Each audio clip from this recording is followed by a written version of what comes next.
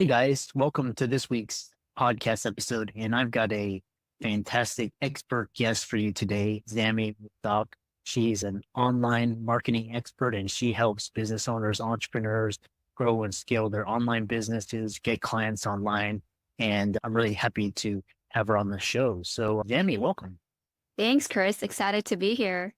Yeah, I know we had connected. And so, kind of for the audience, I love hearing your story, how you got started, and how you can serve the audience. Yeah, absolutely. So you said it really well. I'm a online marketing strategist, and I primarily help coaches, consultants, therapists, and practitioners launch and scale their online business.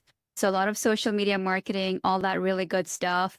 But yeah, a little bit of background about me. When I first started, I did a bit of corporate, was in banking, worked at Royal Bank of Canada for 5 years actually, and realized, marketing was a thing that I actually really enjoyed. I loved working with entrepreneurs. I used to host in-person retreats pre-COVID as well. So, I ventured into a couple of different projects and things like that. And I realized this is what I enjoy. This is what I love. And then COVID happened and the online space just went crazy. So that was like my opportunity to be like, okay, let's really make the most of this. And I'm so happy. I couldn't be doing anything else right now. Yeah, I think, I launched my podcast during COVID and, went all in. I never knew when the world would open back up. And by the time it did, it was like thriving. So it's really interesting. So you have a Thrive Pillars framework that you help and elaborate on this and how you develop the system and why is it effective? Yeah, absolutely. So, of course, in the coaching space, there's a lot of information and there's so many coaches and so many ways to market your business. And so I personally have been mentored by so many mentors in the last couple of years, joined tons of masterminds, spent after all of the testing and trial, what I really came to learn is that it comes down to a couple of things, which is three things, which are the main pillars. So the main Thrive pillars that I have is attract, nurture, convert, which is A and C. So just to break it down, attract is first of all, you really want to understand, who is your audience? Who are you serving? What is the problem that you're solving? And where are they actually hanging out? Are they on LinkedIn? Are they on Instagram? Are they on Facebook? And that's really the foundation of it. And then nurture is once you have that audience, once you have people coming in, how do you take them from like somebody who is, just knows you as the average Joe or Sue to somebody who actually likes you, trusts you, and will buy from you? So that's the nurture process that I really leverage. And in that, we leverage Facebook communities, Facebook groups, and it's all about relationship building. And then the last part is convert, which is all about sales, but more on a heart-centered sales approach. I know there's a lot of spammy, icky, salesy stuff out there, and especially for coaches who are heart-centered, they want something that's more authentic. And so my approach with Convert is a heart-centered sales approach that actually gets your client understanding the value of what you're offering them and having them solve that problem. So yeah.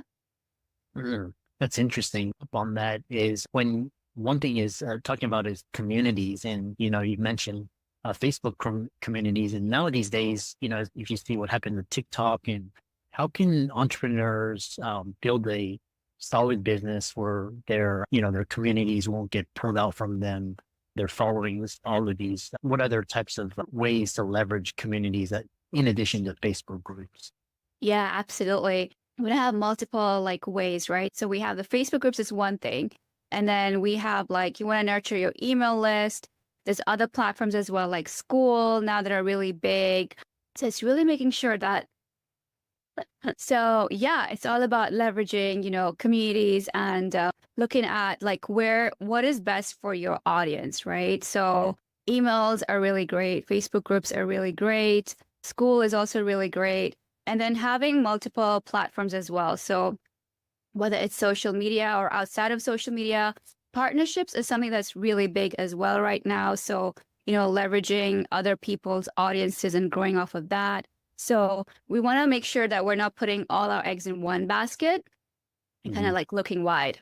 I'll have to check out that community school. Is it SKOOL. Scale?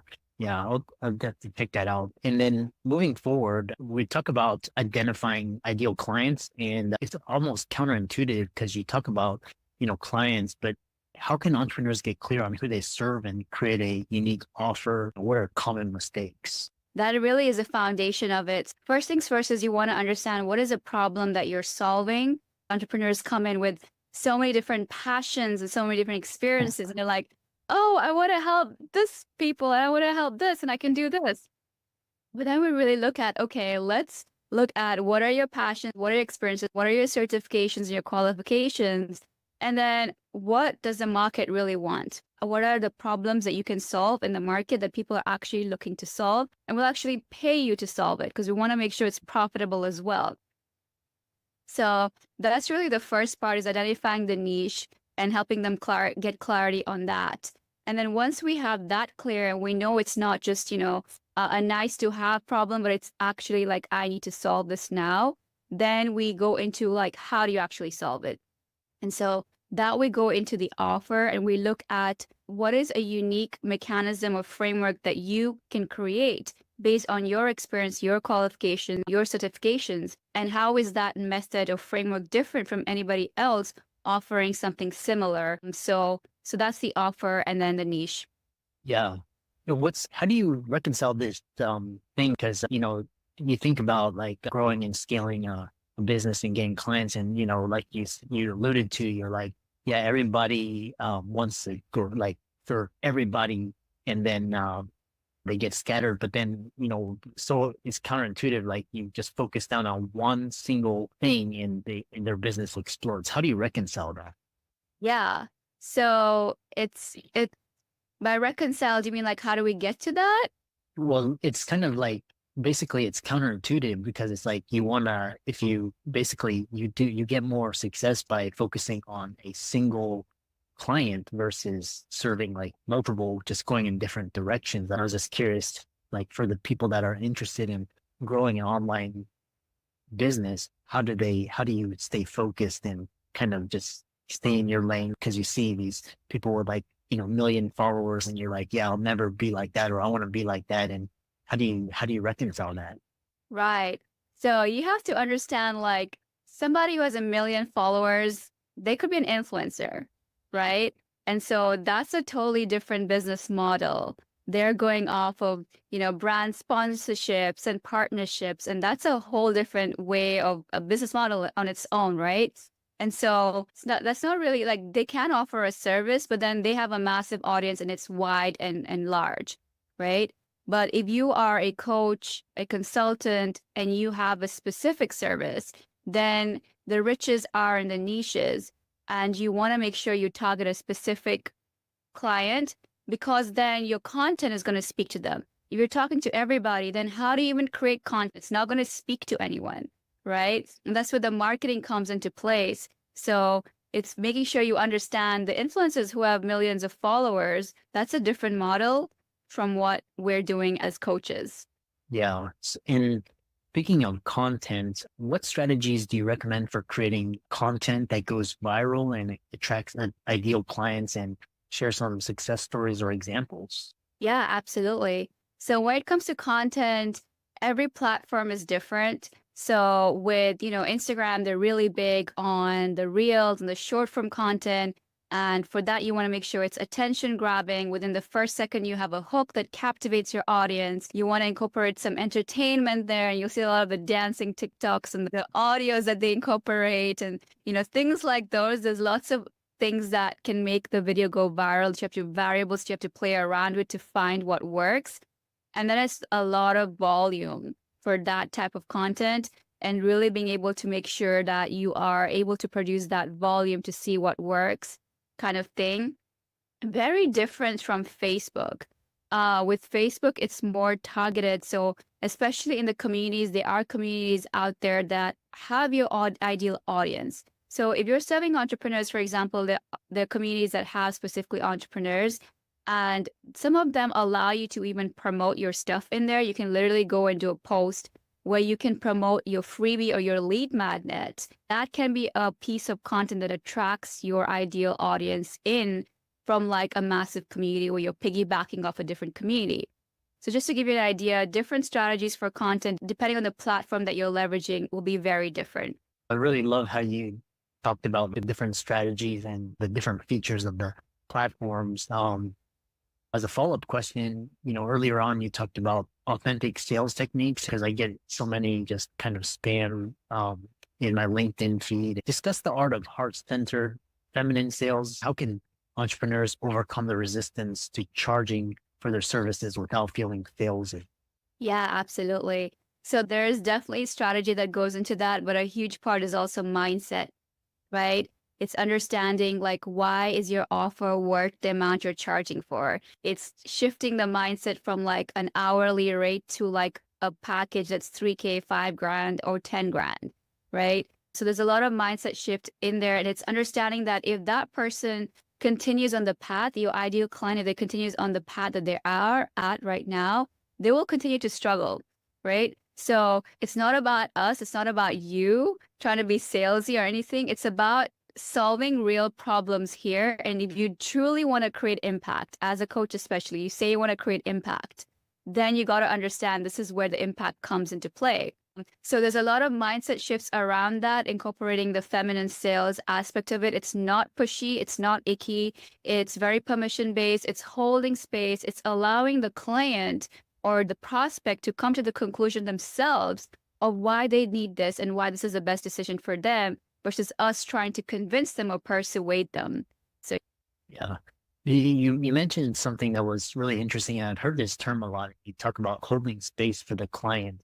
Kind of intuitively, I get the sense of what that means and kind of expand on that. Like, what does holding space look like and feel like so people can incorporate this into their day-to-day sales operations? absolutely. Sometimes be like, if the client or the prospect is feeling really pressured on the call, is really just being able to create a safe space where they're able to release that pressure and feel calmer and feel safer, even just by saying, for example, we can move forward with this offer today, but you let me know where would you like to go from here.